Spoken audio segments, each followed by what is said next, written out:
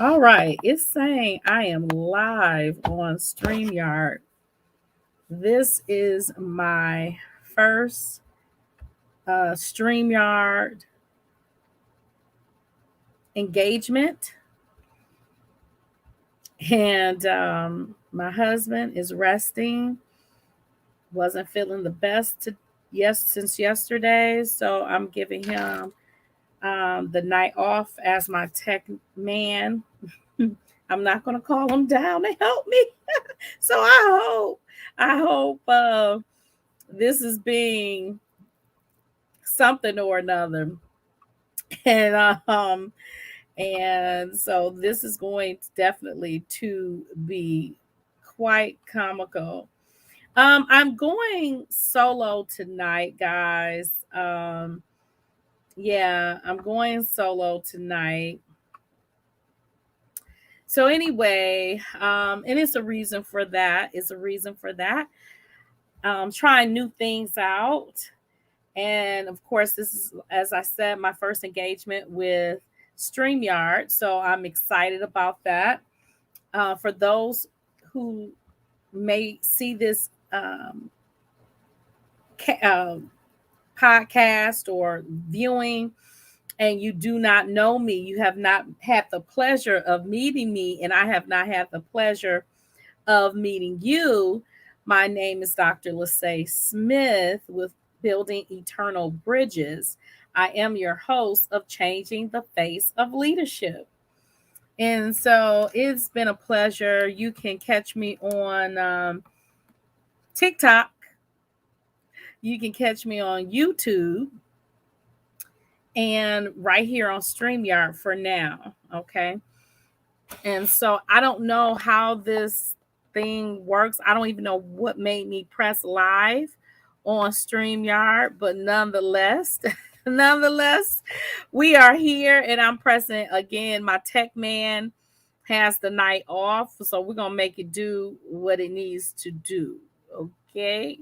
Give me a little grace, y'all. Give me a little grace.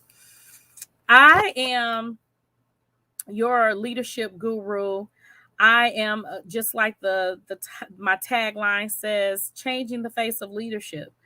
Oftentimes, when we think of leadership, we think of somebody that is a male, an older male with a suit, tie, white shirt, cufflinks.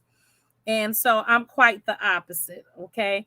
I am full female and I'm full a full professional, and I'm here to change a lot of the narratives that we have encountered over the years in our workplaces.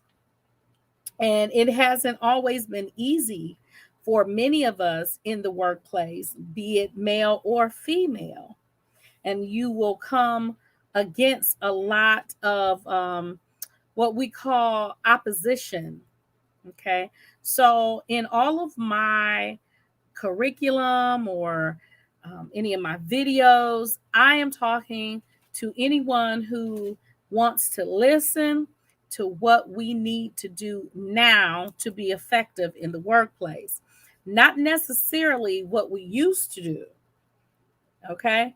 But what is effective now in the workplace. So, tonight on What's Up With You is basically just a chit chat to talk about a few things. We got two segments. The first segment is going to be a general discussion about the workplace.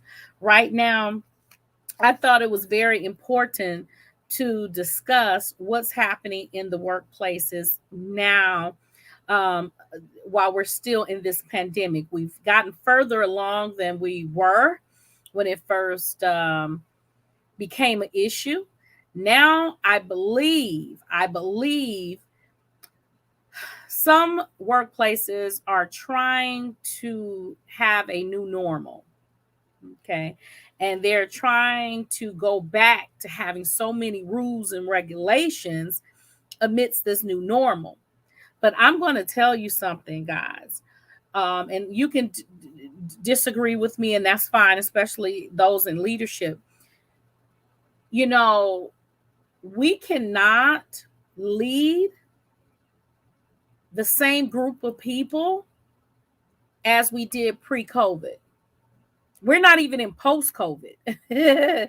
Okay, so we can't lead the same group of employees as we did before this pandemic outbreak. We have to understand that lives have changed. None of us, absolutely none of us, are the same as we were prior to experiencing COVID, the COVID announcement. And so a lot of times I'm finding these workplaces have the same attendance code or policies. No one has updated any kind of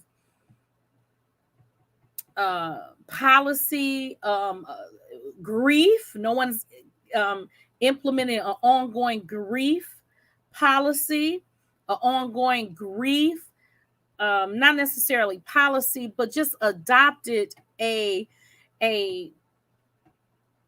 what would I call it? Just compassion center, a compassion center.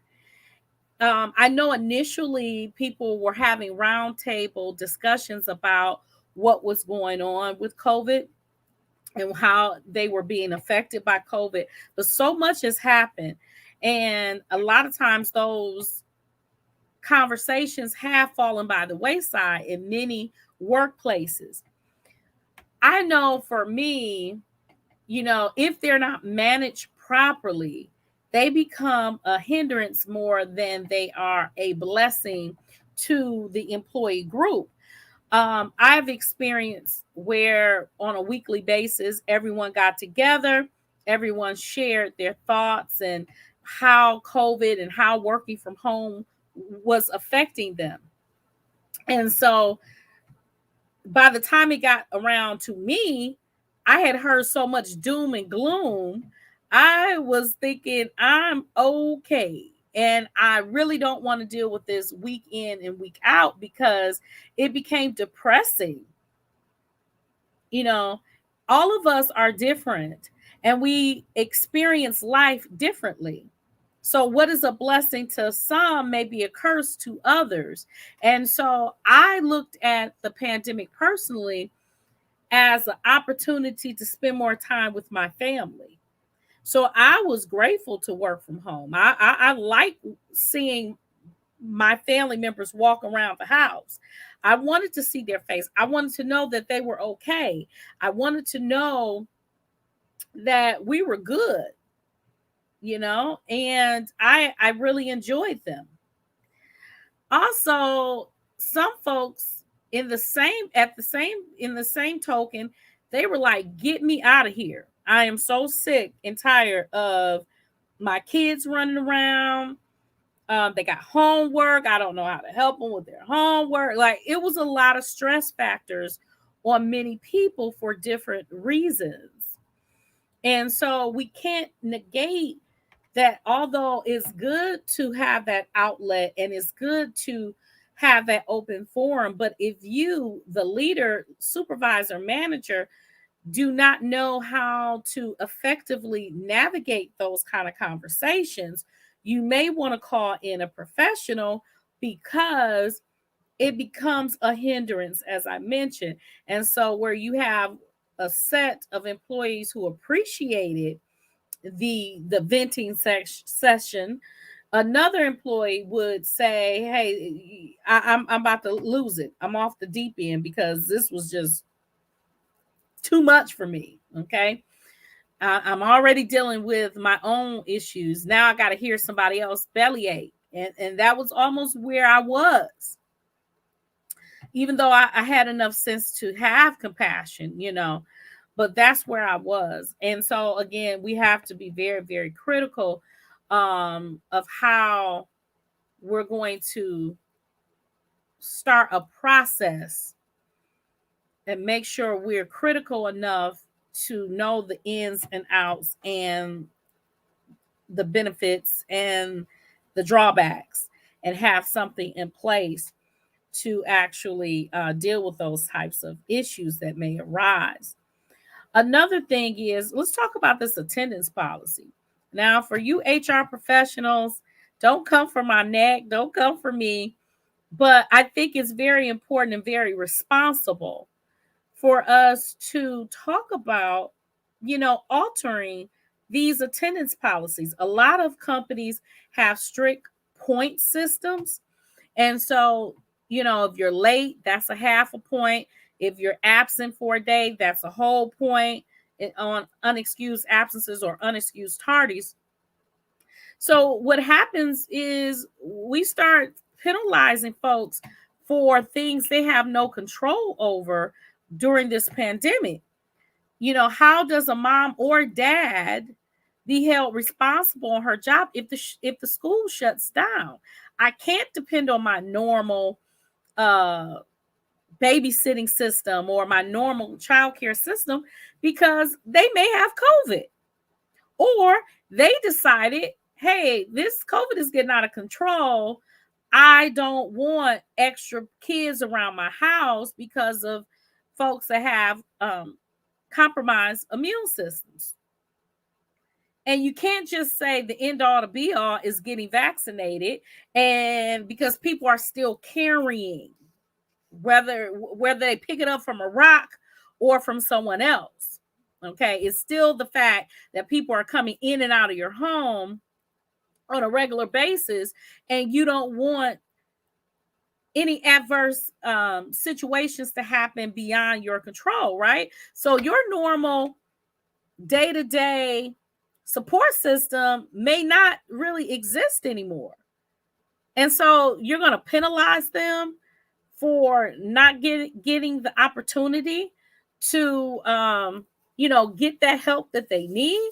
We have to come up with something differently, guys. And I've been saying that since the ongoing pandemic, since we've started working from home and they started closing down schools and the jobs.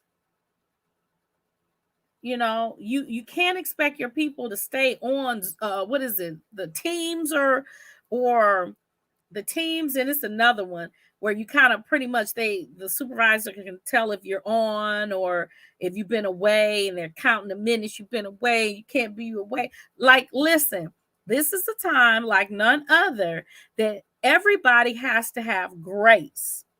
And more importantly, you're going to have to exercise some common sense if you're going to maintain the small workforce that you have. Okay, it is no reason to just stay rigid on your people and cause any more havoc on them or stress on them. You never know. They're going home to some sick folks. They may not feel good, just not tell you. Okay, let the people do the best they can do. However, there are guidelines. I know, I get it. But that's where you deal with individual case basis. Will that require more work for you? Yep.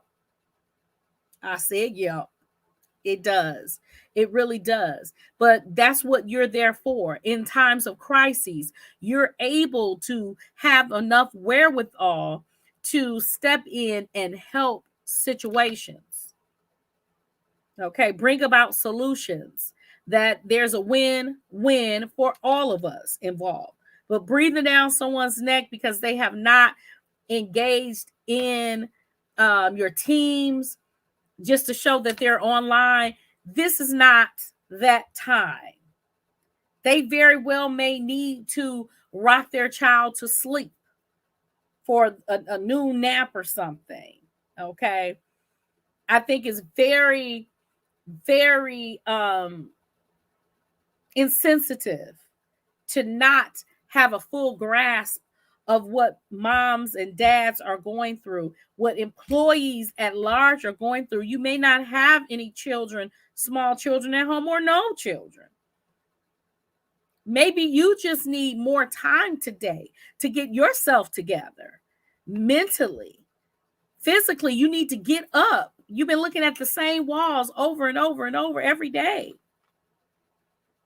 Okay. So I just really would solicit HR and managers and business owners to really, take a look at what policies you're really enforcing.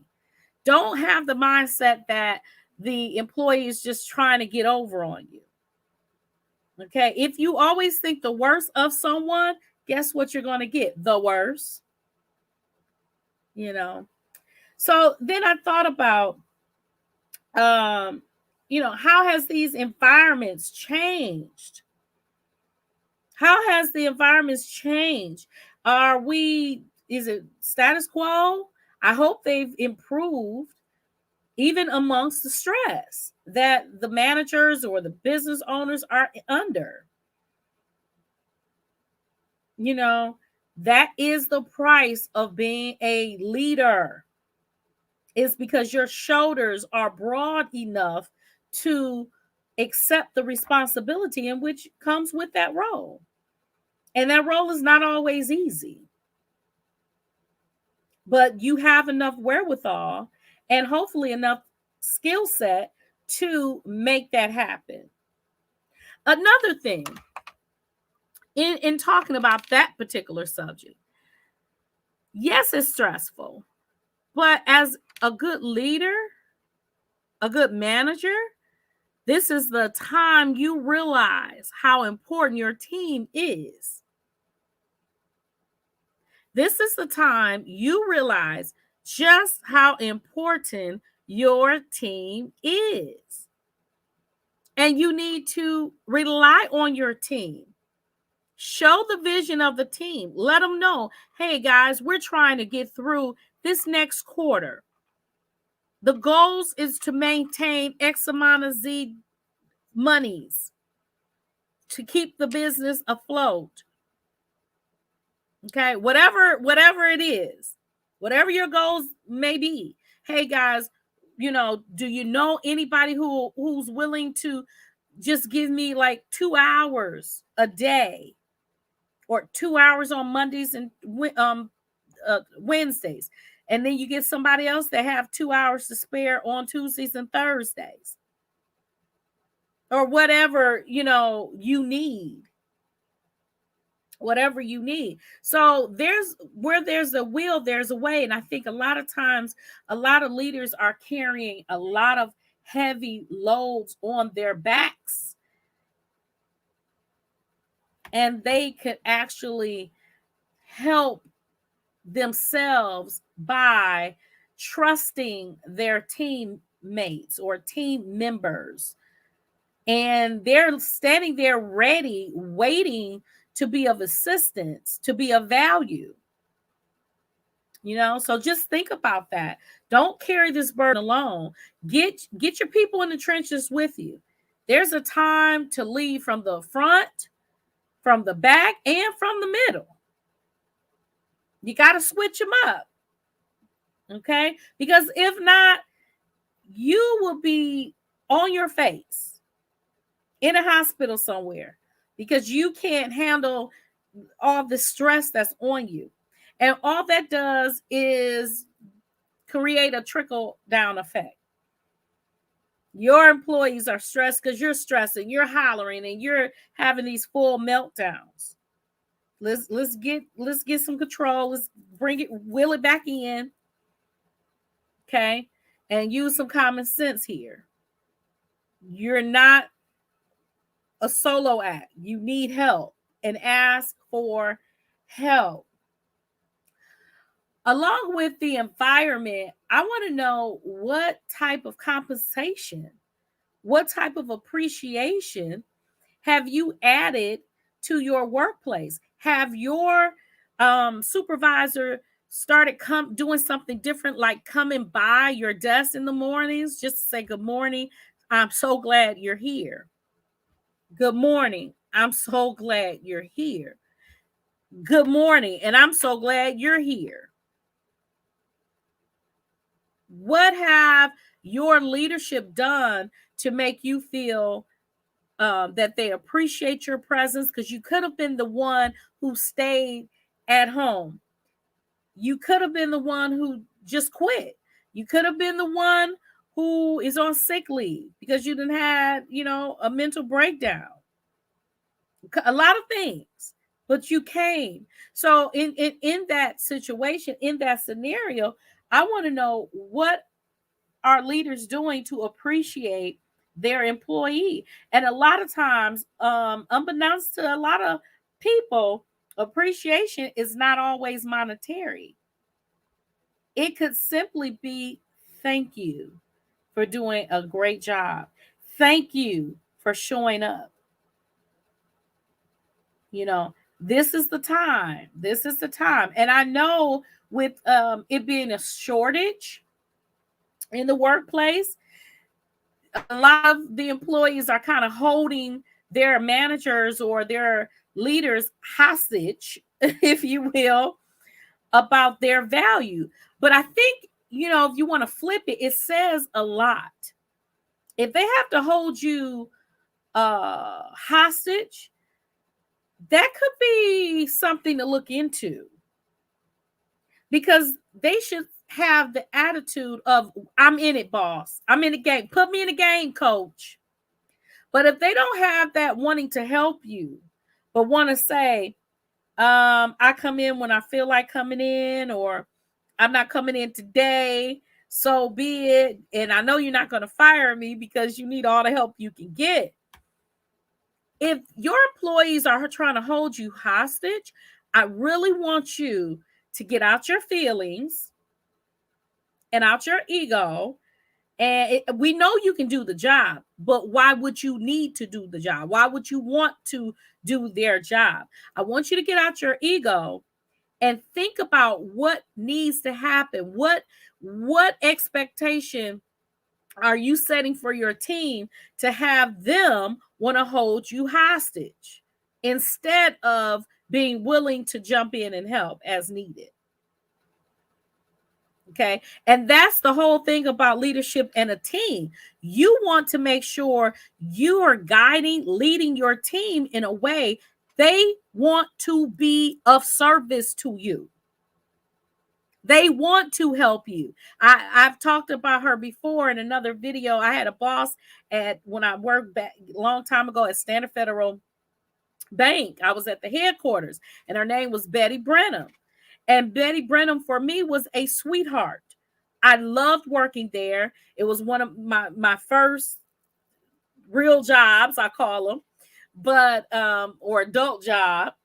But if Betty Brenham needed me to work overtime or we had a 4 person type of group team. And so if Betty said, hey, I need somebody to work overtime, we all threw our hands up, unless it was just an extreme situation that we just could not work it. But for the most part, we were willing, able, and to sacrifice for Betty because she was so good to us. And it wasn't just about her doing favors for us, but she led in a way we wanted her to win. And we knew that when she won, we won. So just think about that. Think about what are some things that you can do to strengthen your leader team relationship, okay? Now, I was looking at Forbes magazine not too long ago, and excuse me for sniffing, guys. I took some Sudafed not too long ago. I don't know if it did the trick or not. So I'm doing pretty good. That was the second sniff of the night. So nonetheless, I read a Forbes article about what was it? What does the employee want? And so it was an article written November of January 8th of this year. It was Forbes by Tom Spiegel. And it says, what does a worker want? What does the labor shortage really tell us? And so I thought that was very interesting because I keep hearing over and over, nobody wants to work, nobody wants to work. And I've said from the onset, I beg to differ, because I just believe that people saw opportunities to make more money, or saw opportunities to value life more than they had before. See, when something is at your door, at your feet, you're going to look at it differently than if it was afar off. So here we are in this pandemic, and employees had to make some drastic choices. They had to make some decisions that was not easy. Okay, just like supervisors and managers and store owners and restaurant owners. So with that, all of us making all these life-changing decisions. And so we had to do what's best for us. And realistically, if you're somebody who's making $7.25, which is minimum wage, if folks didn't know, wouldn't you stay home with your kids to get an extra $600? I mean, it's like, let's get off of our high horse, if you will, and be realistic. Someone's making $27.25 an hour or $10 an hour. They're not trying to carry on the burden of the national need. Okay, saying that we all need to get to work so the stock market don't crash, because in their minds they're not benefiting from all of that anyway. So I feel what we should be doing now and going forward is making sure that the minimum wage goes up for these working adults with families, many of them. It's like penalizing the poor. They want to stay home and get their children off to school. They want to, have a little time and not be tired every day and all day with their families. They would love to attend their child's basketball game. So we got to, use some empathy and use some common sense. And you're going to always hear me say that. Use some common sense. Everybody is, and what was interesting in that article, it talks about 6% of the nation would be motivated to return to the workforce. 6% once unemployment had been cut. And 14% said they made more money on unemployment than they did in their regular paychecks. So that lets me know, when we say they're being lazy, and that's not true, because we're only talking about 14% of the average person. That's not a lot of people, 14%. Okay, so we have to be careful with our generalizations and think everybody is trying to take advantage of the system, because that's really not the case. And so that's just one statistic. They said back in 1968, the per hour minimum wage was $1.60. $1.60.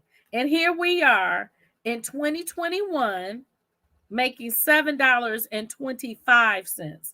According to their calculations on the price of expenses nowadays, we should at least have $12.38 per hour, not $7.25. And for those who have to rely on tips, it's even lower. It's like $2 and something. So we have to, again, learn a little more, educate ourselves, and be a little sympathetic to other people's plight. You may have a great bottom line salary. Okay, your job may have never closed down. They just told you to go home and work work from your office, your home office. Well, somebody else, it doesn't have that luxury, and they're only making $7.25 anyway. So they're like, bump y'all. I'm gonna get this extra $600 plus that $7.25 that I've been being paid all this time. Anyway, come on, guys. And what's funny is in the article it says the unemployment thing, that is not even a real situation, because you would have thought that soon as unemployment dropped from 600 to 300 a week to it stopped in September altogether, that people would have been running back to the workplace. We see in these long lines that we're standing, that is not the case. People are not running back to work. People are tired of working in these dead end jobs, or jobs where they can never get ahead. So there are a lot of people who've started businesses during this pandemic. Is a lot of people that have made some different life choice decisions that benefit them financially. So it's a number of reasons why people are not going back filling those jobs. Some people refuse to get the vaccine, which is their inalienable right. Whatever, I don't really get into the vaccine thing, because just like with any other medical situation, you discuss it with your doctor, right? And you don't discuss it with the general population. That's between you and your doc, you and the people in your household. So I think that the vaccine is just the same way as that. So whether you got it, whether you didn't get it, I think that is a private matter, in my opinion. And you discuss that with your medical team, So, and I think also a lot of people have been yearning for work-life balance. Work-life balance. I know I had. Okay, there are other things I wanted to do than put in my time on someone else's leisure. And by the time I'm off from work, drive home, I'm exhausted, mentally tired, physically tired. And so it's not easy being fulfilling those entrepreneurship type of desires and dreams and goals that I have. Like, you're only one person, right? And so because of that, I would not have been able, I'm not going to say I wouldn't have been able to, but it probably wouldn't have got done as effortless as it was. I wrote a book, if you have not heard, honey. It is called The Leader in You, Transformational Change That Sticks Professionally and Personally. And it's available right here on Amazon. If you need a copy, you want to get it from the author and it's signed, I will sign it for you and I will ship you your book. But this is a book I feel is a small little book. It's very small. It's small, 7 short chapters. When I say a quick read, but it's a small read with an impactful punch. It gets down to the nitty gritty, okay, of the leader in you, what you need to start doing. So let's see here.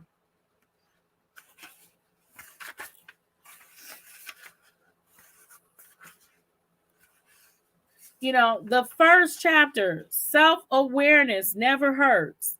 Self-awareness never hurts. And that is really all about, before you can try to lead someone else, you need to lead yourself. You need to become aware of who you are, your triggers, the dark side of you. Who is that person you always want to hide from the general population? The ugly side of you. And not physically, but emotionally, spiritually, and cognitively. Who is that person? You want to get a hold of that person, and you want to start rearranging some things, figuring out, what are some things you're bringing into the workforce that we all have to be subject to, right? Understand who you work best with. Chapter 2, name your gift. A lot of us have more than one gift, but we don't use it. And I'm a firm believer, if you don't use it, you what? Lose it. So, be conscious of those gifts that God has given you, and they are all coming from the Lord. You don't just pick up a gift. You can't buy a gift. Okay, they're coming. They have been bestowed upon you. They've been assigned to you. You have that DNA that is like none other. I don't care what city you go into, metropolitan city, you have like 1,000 hair salons. There's not a shortage of hair salons, but nobody can do finger waves. I'm dating myself. Like Miss So-and-so on the corner there. No one could do a blow and go like that one over here. No one could do highlights like this lady over there or this guy over there. So it's some things that is unique to you. Then we got stay out the danger zone. The danger zone is that self-talk, negative self-talk. That's stuff we get in trouble with. Okay. And starting, this is a good one. Success. May I serve you? I love this. I love this one because it really gets into the law of attraction. And I say the law of attraction is just nothing but a biblical principle. People get all in the huff like you're doing some black magic hocus pocus, and it's not true. Success stands at attention, is ready to serve whoever wants to pick it up. If you can just imagine a line of waiters and they have this silver platter with the silver dome covering it, and it's just waiting for somebody to pick them up. Okay, so that's what that chapter is about. Anticipating leads to manifestation. Anticipation leads to manifestation. I remember, I'm from Detroit, so there is a popular gospel song by the Clark sisters. I'm looking for a miracle. Now, when that song hit, baby, it hit. And for years, and even now, churches and choirs have continued to sing that song because it hits the heart of man. I believe Twinkie Clark, one of the lead singers, end up penning that song, I believe. And that song just gets down to, I'm looking for a miracle. You have to look for your miracle. You have to look for your way of escape, your plan of action. You have to look for your desired outcome when you're setting plans in place to make your goals happen. If you're sitting there thinking, if it happens, it happens, guess what? It won't happen. You do have to put some action behind those things. And it feels good when something you have been working on and then you begin to move into action. It starts in the mind. And then you start making the initiation to manifest that thing. And you start seeing it, this thing that you birthed is here. It's here. Any mother will tell you, any father will tell you. But we've been waiting and waiting for this baby, and now the baby is here. It's a wonderful thing. We're excited and we're scared with it. And we're also scared, right? But we're excited for it just the same. The starting five. Now, I've been getting a lot of reviews on this starting five. A lot of folks been telling me, quite a few, that they like this chapter about the starting five, because the starting five is basically setting up your squad.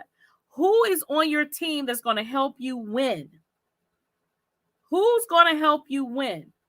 So this I felt was a good chapter. And then this last chapter, chapter 7, is the leader in you.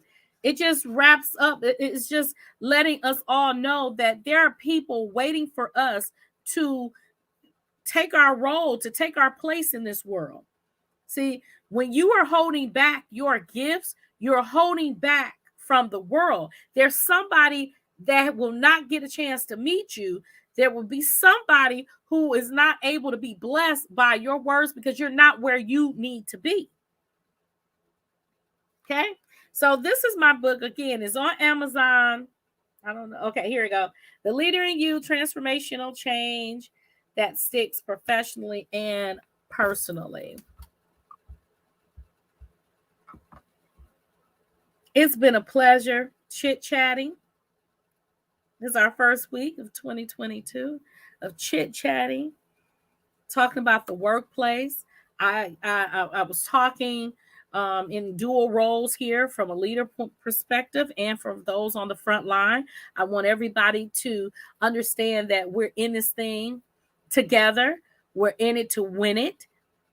And I hope and I pray that you are working for an organization that make you an organization that makes you feel a part of the process, of the goals.